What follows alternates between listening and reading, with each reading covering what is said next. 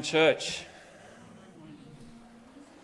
How's everyone this morning? Hope you're all well. This morning we're talking about the perplexity of pettiness. Thanks, Trevor, for the reading this morning, and Shen, as always, for paying attention to the reading and the title, and leading us in with a good song, a good hymn to get our mind thinking about what we're talking about this morning. We think about what it could possibly mean, the perplexity of pettiness. Before we get there, I want to tell you a story about a young boy.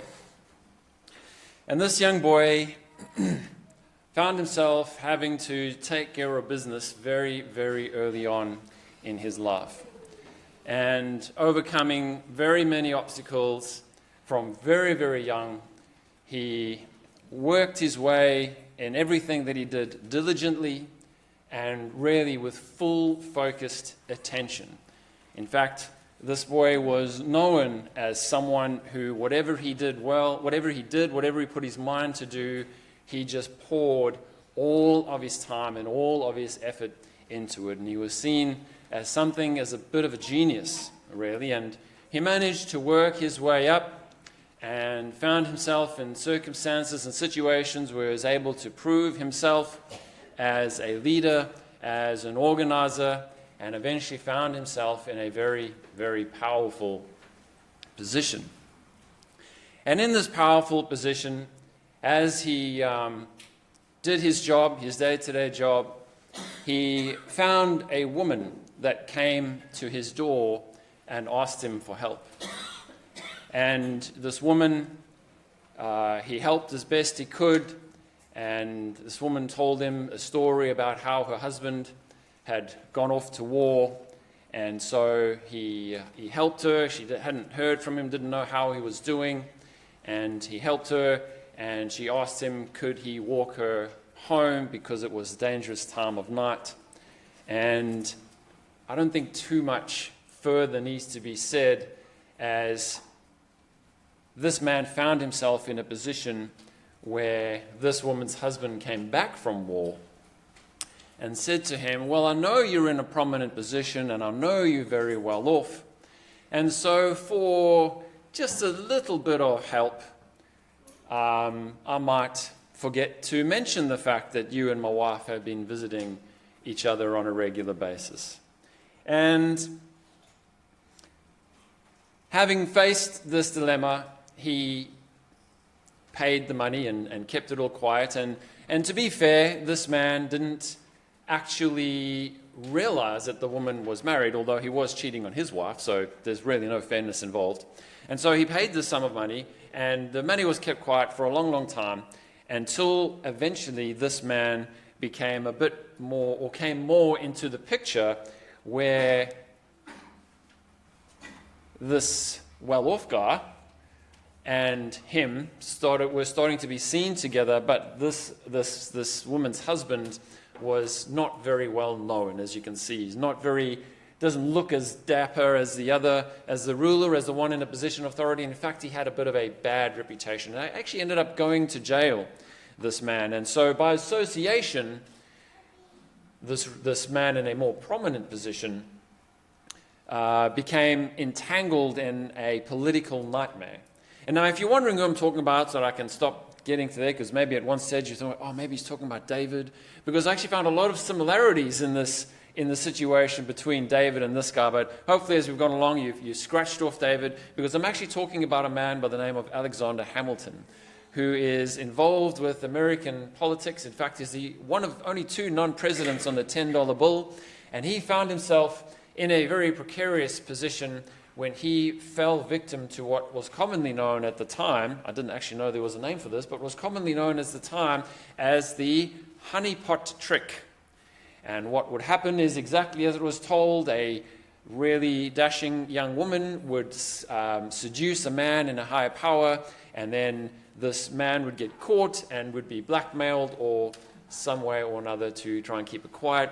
And what Sir Alexander Hamilton did, as he was later knighted, was he actually got ahead of the game and just wrote what is called the Rosalind pamphlets, or I've forgotten the name now, that's embarrassing, but a set of pamphlets where he just told everyone, I had an affair, I've done nothing wrong, I used all my own money to pay the blackmail money, all his records and everything, so he just went completely out there and just told the whole world what he did and how he did it and why he did it.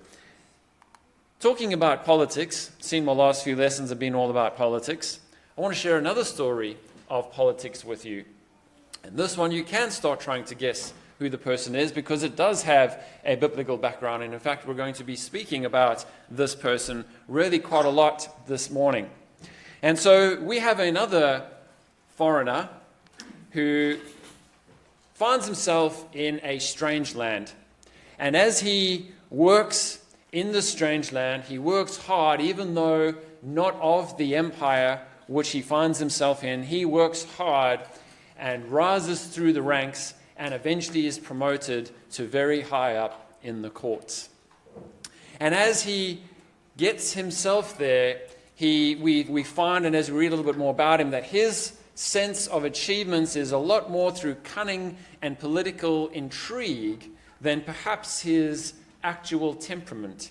He really seems to be someone who squashes his enemies as opposed to someone who works through the system and gets to where he should be through just genuine hard work and grit. And in the process, he makes a few enemies along the way. And I will give you a massive hint as to who we're talking about this morning because I think Alvin and Annabelle's daughter's ears are going to be pricking up a lot. We're talking about Haman. Now, to set a little bit of a scene for Haman, for those of you who may not know, but Haman and Mordecai were not the best of friends. They didn't do very well together. Now, Mordecai, as we know, was the cousin of Esther, and he raised Esther. And Mordecai was the son, or a descendant, I should rather say, was a descendant of Kish. And as you can see, between Kish and Mordecai is around 1,500 years. And now the reason why I put this in there is because if you just read Esther chapter 2, we find that Kish was the father, we actually find that Mordecai was the son of Jair, the son of Shimei, and the son of Kish. But really, we recognize in the Old Testament that these sons of is just to bridge the gap in genealogies when the whole genealogy isn't required. And why we need this little bit of genealogy is because we find a little bit later on that Haman was the son of Agag. And why that is important, we'll find out in just a minute if you don't already know through your incredible general knowledge skills. But where is Persia? I thought about this for just a minute in terms of Mordecai being a Jew, being very well aware of his descendants, of his ancestors, of his lineage, of his place as a Jew, and also raising Esther. And, with Mordecai being a Benjamite, where did he find himself? Well, we all know the Babylonian Empire was quite far away from Jerusalem. And we all know that Abraham traveled from Ur all the way up north and then all the way back down towards Jerusalem, almost around the top as they go around the barren wilderness. So Susa, where this takes place, is even further east, how to work that out, of Jerusalem. And just to put that in perspective, that was like walking from Perth to Exmouth to get from Jerusalem to Susa. And that's as the crow flies. That's not in any other way, shape, or form. So from Jerusalem to the capital city of the Persian Empire, it was a very, very far way. So Mordecai was a very far way from home. And as we look at the situation that we find in Esther chapter 3, we find that, as I mentioned, Haman's career took off. And if we look at verse 1, we see after these things, King Ahasuerus promoted Haman, the son of Hammedatha, the Agagite, and advanced him and set his seat above all the princes who were with him. And what is interesting about that passage is that we see there seems to be 3 stages in Haman's career. And we notice that by the 3 promotions that he was given as reference here. So in traditional writing of the time, to announce someone's progression in their career, we see a repetitiveness of the promotion. And so we see 3 times in this one verse, Haman is promoted. He was promoted by the king, and then advanced him, and then he was seated above all the princes. Now, Haman's career took off, and Persian politics were no different. There was lots of gossip, there was lots of rumors, there was lots going on, and even King Ahasuerus, in his time as king over Vashti before she was demoted, and then in bringing Esther onto the throne, we see he discusses all his decisions and looks for all his information from the 7 special princes that he has, and so that's how Esther comes into being the queen over, or a queen in place of Vashti, and we see Haman, in him getting to where he was. We're going to look at some of the things that he had to potentially do to get to where he was. Another point that I want to look at as we go into Esther chapter 3 is we need to establish what does it mean to bow or pay homage, because we see there in verse 2, the king's gate, all the king's servants who were within the king's gate bowed and paid homage to Haman, for so the king had commanded. What does that mean, to bow or pay homage to someone? Now, this was not a word that necessarily meant worship, so it's important to remember this as I make my point later on. It is a position that is surely associated a lot with worship through the Old Testament, for sure. For example, in 1 Kings 19:18, which talks about the few thousand in Israel that had not yet bowed, i.e. worshipped Baal. Also in 2 Chronicles chapter 7, verse 3, the children of Israel saw that the fire came down and they bowed their faces to the ground and were on the pavement. So we see that happening as well. So certainly it is a word associated with worship, a position associated with worship, but it did not mean to worship. For example, it also meant a position of a woman giving birth. In 1 Samuel chapter 4, verse 19, when the ark of God was stolen and Phinehas' wife heard the news, she bowed over and gave birth. She immediately went into labor. It's a euphemism for copulation in Job chapter 31 and verse 10. All right, so we see there that when Job was talking about his wife, and if he was lying, then his wife, all these bad things could happen to his wife, that word is used. And it is also a position taken for those chosen for Gideon's army, where they bowed before the water and drank up the water. So it's not a word that is specifically meant to worship. To pay homage, Vine's dictionary or Vine's word expository talks about it as to worship or prostrate oneself, to bow down. And this word is found in modern Hebrew in the sense of to bow down or stoop, but not in the general sense to worship. So yes, it is sometimes translated as to worship when the context allows it to be, but it is not meant to worship. It is found around 170 times in the Hebrew Bible, and really that talks to the cultural aspect of this bowing down or paying someone homage. The act of bowing down in homage is generally done before a superior or a ruler or someone that has a higher status than you, or even sometimes someone that is just generally wealthier than you. Some of the examples, Ruth bowed down to Boaz. In Joseph's dream, his brothers were bowing down to him. So it's not necessarily meant to worship.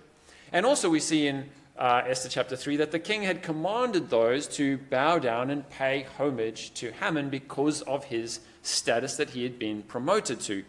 And again, that word commanded, so that Hebrew word is actually only used in biblical texts. I found that quite interesting. And also in Aramaic texts, coincidentally, only around the time of the Persian Empire. So it really is a word that was only ever used in the Hebrew vocabulary by those recording the inspired words of God, but also it became more and more used in the Vines, again, there is quoted as saying the Imperial Aramaic area starting at BC 500, which was exactly when the Persians took over. So again, but what this word meant was verbally commanded. This was not a statute that was written out and issued. We're going to look at the fact that Haman issues this decree, and this decree was written. It was a statute. It was unchangeable. This word is not that command. This word is used for a verbal command given, like if I tell my children to go and get me a cup of water, I'm ordering them to get me a cup of water. They don't have a choice. I'm telling them to go and do it. But, it's not a command. It's not a law that's been issued. It's someone in a position of authority issuing a verbal order that's expected to be obeyed. Why am I telling you all of this? Okay, well, this all relates to hopefully some background as we look at the people and the events of Esther chapter 3. Because really, when I read this chapter and I spent some time in it, I had a little bit, if you will, of an epiphany. First of all, there's three people in Esther chapter 3 that I want to look at. First of all, the servants. Now, when we look at these servants, I want you to understand, as I talk a little bit more about them, that curiosity is not a bad thing. Being curious is never condemned in the Bible. We see in Habakkuk, in fact, the book of Habakkuk is all about Habakkuk talking to God and asking him questions, and God answering those questions. Another good example that I more often use than Habakkuk, to be fair, is Job. Job asks God quite a lot, why are you doing this to me? Why is this happening to me? God never really answers Job, but he never condemns Job for asking the question. And so perhaps the servants, when they're talking to Haman in verses 4 and 5 there, and they say, why do you transgress the king's command? Why are you not obeying the king? Maybe they are just genuinely being curious. Why the king has issued a command, why are you not doing what he tells us to do? Why are we doing it and you're not doing it? What is going on here? However, to envy, that is petty. To be envious of someone, that is not good. In fact, that is bad. And it is being very petty. We find here that the servants, after they had asked him, and it seems that Mordecai had explained to them why he was not bowing down and paying homage to Haman when he walked in, they were envious of this. And they spoke to him on a daily basis. You should be bowing down. Why are you not bowing down? We're bowing down. You must bow down. It's not fair that we bow down and you don't bow down. That's not right. If we bow down before Haman and we pay him respect and give him honor and all these other things that the king has told us to do, then you have to do it too. Because if we do it, then you have to do it. It's not fair. Kind of sounds childish, doesn't it? It's not fair. You know how many times, if I had $1 for every time my kids told me something's not fair, I'd pay for their schooling. It's not fair. Not fair. Why is it? It's not fair. Time was elapsing, mind you. They spoke to him daily. Time was elapsing. No one seemed too concerned. No authorities were arresting him. No one was getting involved. Just the servants were there. It's not fair. It's not fair. We have to bow down. You have to bow down. Haman hadn't even noticed. That's the one who he was supposedly disrespecting, hadn't even noticed. But when he would not listen to them, they told on him. Well, that's it. I'm telling on you now. I've reached the end of my tether. It's not fair, and I'm going to tell on you. And to me, when I read that and I look at that, I just think that is so petty. Really, it's the envy of these servants that have driven them to the point where they're going to now go and tell on Mordecai. Imagine, well, not imagine, but just I've thought to myself when reading this, and obviously now preparing for this and thinking about it even more, I wonder what would have happened if they just decided to not tell on Mordecai. Think anything would have ever happened? Think an edict would have gone out to 127 promises. Everyone kill all the Jews, because Mordecai has a bit of a grudge against Haman, and Haman doesn't like that. And so let's kill every Jew because of this little personal grudge. Because we servants have to bow to Haman, and so if we have to bow to Haman, then Mordecai has to bow to Haman, and if he doesn't, we're going to tell on him because it's not fair. Super petty. Super, super petty. Let's look at another person in this event that's recorded for us. Haman. Expecting respect that is due is not a bad thing. Nowhere in the Bible where someone expected to be respected because the respect was due them It's never condemned. It's never spoken of negatively that I could find anyway. In fact, I found, as you're going to see, a couple of examples where it was right for them to expect that respect. Moses, you think about Moses, with Miriam and Aaron complaining against him in Numbers chapter 12. He immediately said, "Who am I? Why are you complaining against me?" And in fact, ultimately, what happened was Miriam got struck with leprosy and Moses had to intercede with her. And then, of course, Korah. You ever heard anyone say, I felt like the earth should swallow me up? Well, yeah, Korah and them kind of know what that feels like. The earth literally swallowed them up. Why? Because they did not give Moses the respect that he was due. And you might say, well, Moses was a super humble man. Neither of those two examples was actually him expecting that respect. But for me, it's more an occasion where we see that God expected that those people in leadership positions were to be respected. A bit more, I think, of a better example in terms of the context that we're looking at is maybe David and Nabal. Nabal certainly disrespected David, even though David absolutely deserved respect. He had been nothing but good to Nabal. He had done nothing but protect Nabal. He had been nothing but even generous, even in his state where he was actually running from the king, and he was still generous to Nabal and his flocks and his herds and Nabal's staff. And when Nabal disrespected David, he wanted to take action. And in fact, it is just fortunate that David was a little bit more cool-headed than what Haman was, because David initially kind of overreacted as well, if you look at his response. But then Abigail came because she immediately knew you shouldn't be disrespecting people that are owed respect, that are due respect, that are worthy of respect. And David, being a little more cool-headed than Haman, heeded the advice of Abigail. In fact, recognized that this nearly caused him to overreact unnecessarily. And so David, fortunately, was able to stop himself from being petty.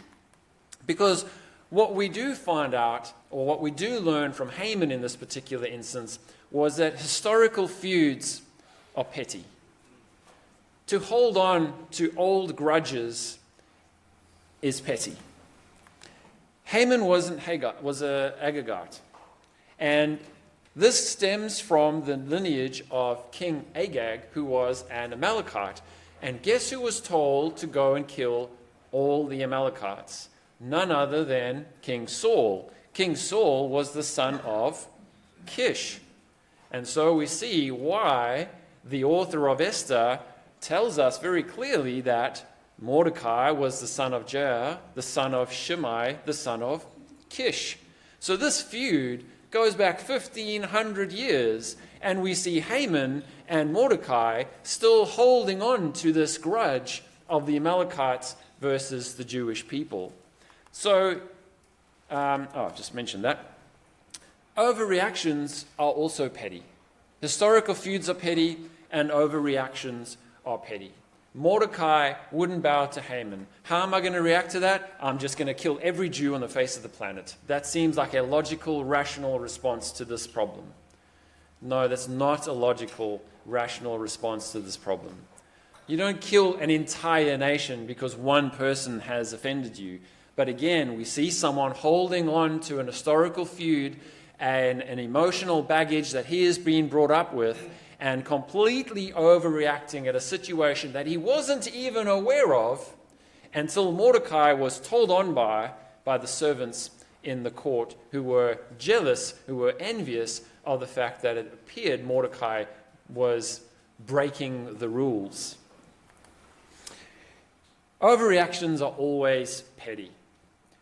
We look at Rehoboam's response in 1 Kings chapter 12 and verse 10. He is asked, when his father passes on and he becomes king, the people come to him and say, "Please lighten our load." And how does he respond?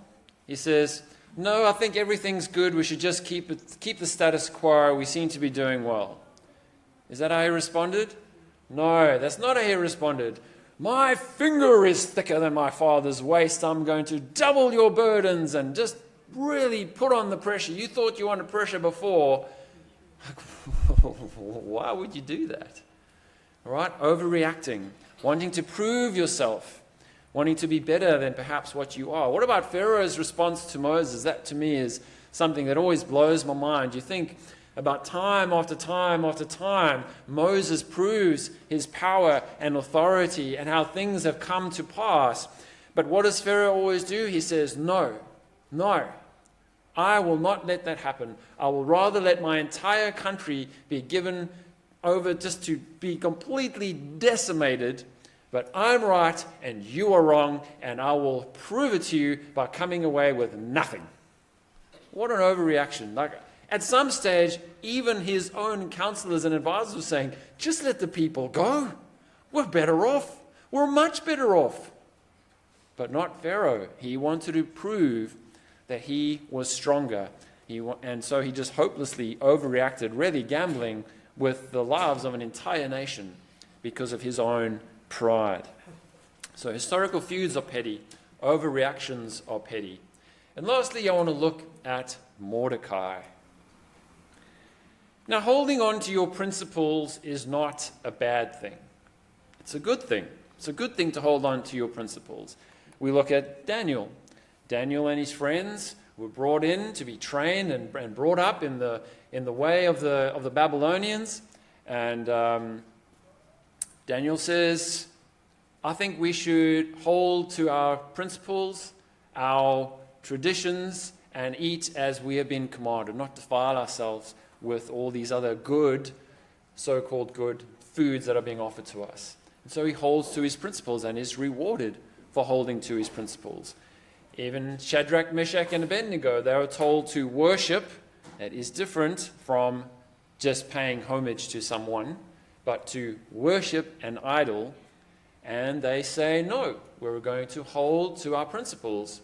And so they were rewarded for that. God saved them from that. And really what's incredible is, of course, you all know about that event, is that they actually recognize that, God might not save them from this. But that's all right, because they recognized that there was a life after this life that was far more important.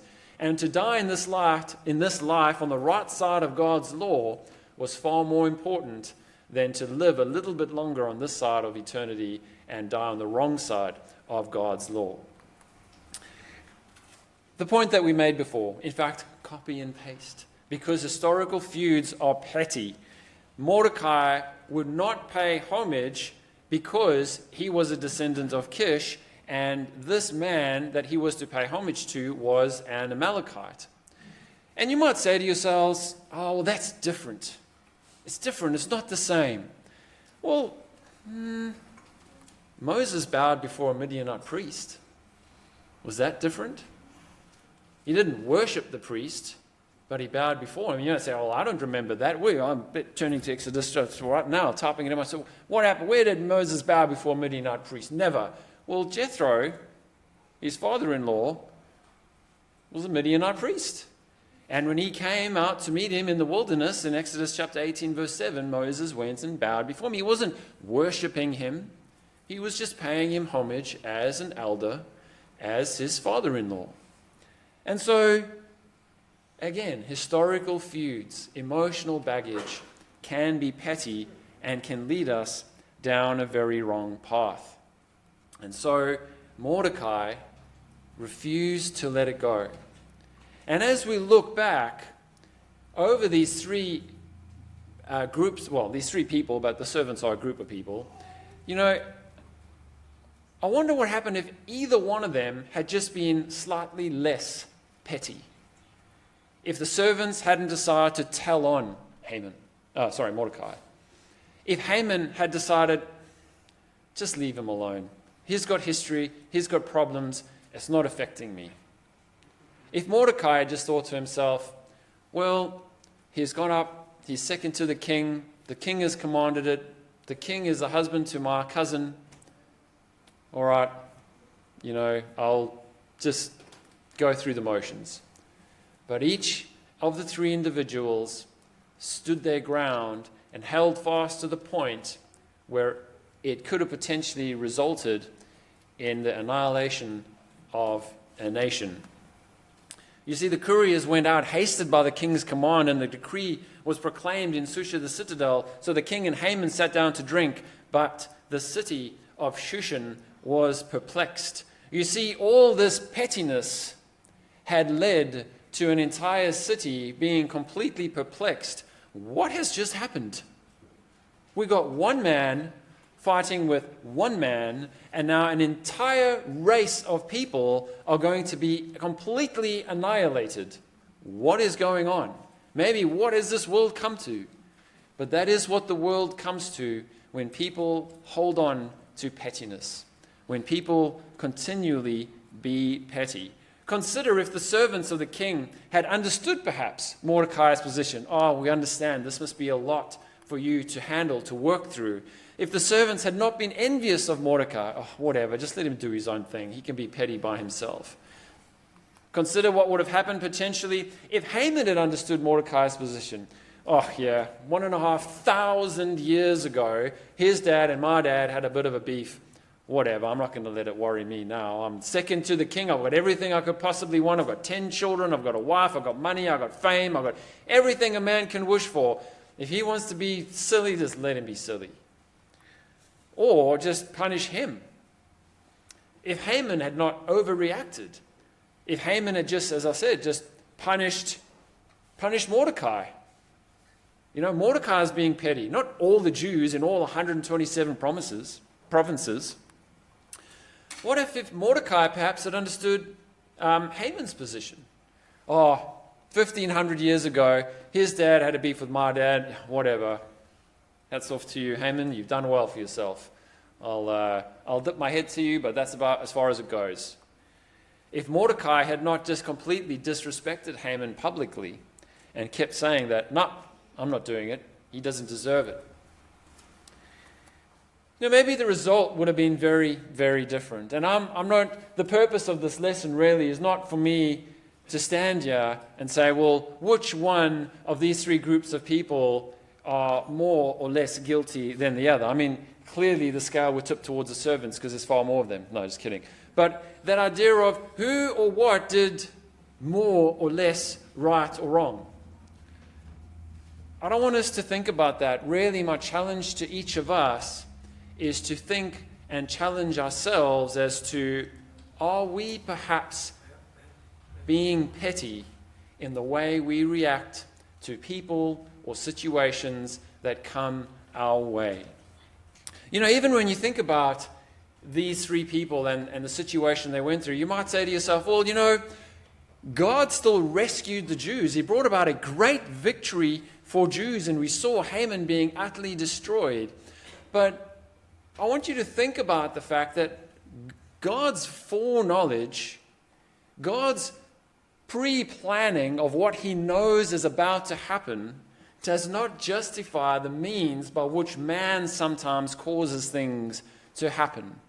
For example, Abraham lying about who his wife was and coming away with multiple herds and flocks and staff. Does that justify his lying? Was that right that he lied? No. Did God know what was going to happen? Yes. Did God allow it to happen? Yes. Did it cause the fulfillment of God's prophecies? In very many ways, yes, it did. Did he go about it the right way? No, he did not. So don't get confused with God's providence, God's foreknowledge and his plan, and use it to perhaps justify the way any one of these three groups of people behaved in this situation. What about David? You know, the wife of David... Oh, I've just realized that English is very wrong. I'm sorry. You know, the wife, David murdered a friend, one of his close friends, one of the most powerful warriors in Israel, murdered him in cold blood, murdered him. And ultimately his wife, the wife that David murdered this person for, became a mother in the lineage of Christ. Was God pleased with, oh, look how God rewarded David for pulling off this tremendous atrocity? No, that's not the point. Don't ever think God's foreknowledge is a justification of sin. It is not. And don't look at things in the Bible and then their outcomes, and perhaps justify the way we behave to situations and say, oh, look, Mordecai did that. It must be all right because he was hailed as a victory. Sometimes heroes of the Bible fall, but it's God's providence and God's grace that rescues them and grants them victory. And so the message there for us is that even though we fall, we should always strive to be better. We should always strive to be stronger because we know that ultimately God never loses. And He is graceful, He is merciful, and He is faithful.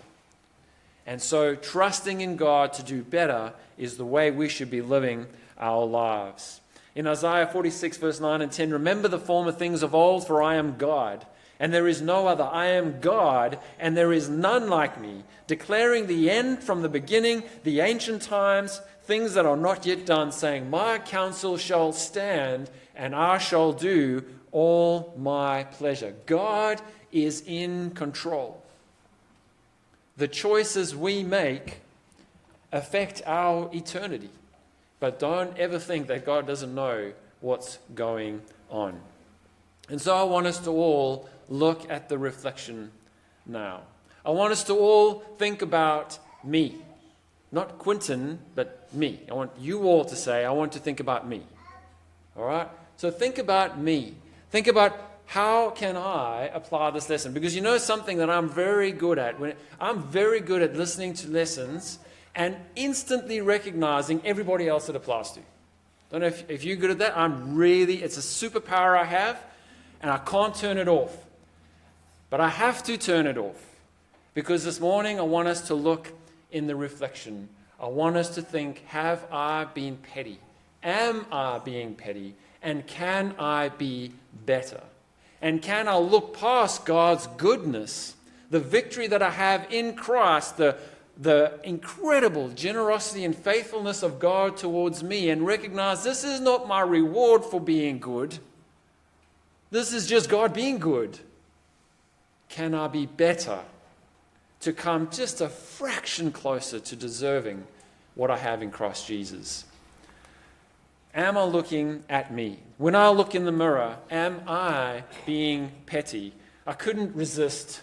Does my reflection cause perplexion? Sounds fantastic, doesn't it? And I'm going to end on that great, because really I don't get too much better than that one-liner. Does my reflection cause perplexion? Am I being petty? Do people interact with me and leave thinking, what just happened? Or do people interact with me thinking, that was a man of God? Does God look down at me and think, this is my child? I want to live a life that is not petty. I want to live a life that glorifies and honors God. And for those who have not yet accepted God, this is an opportunity to do that, to put on Jesus Christ and to be saved of your sins and to walk with and to keep in step with the gift and the blessing of His Holy Spirit. For those that have done so and feel the need to ask for prayers or help, to be less petty, to maybe talk about something or a situation in your lives, this is also an opportunity. And beyond. It's not once the last note of the next song that we're about to sing is sung, that's it, thumbs up, sorry, you are where you are. That's not it.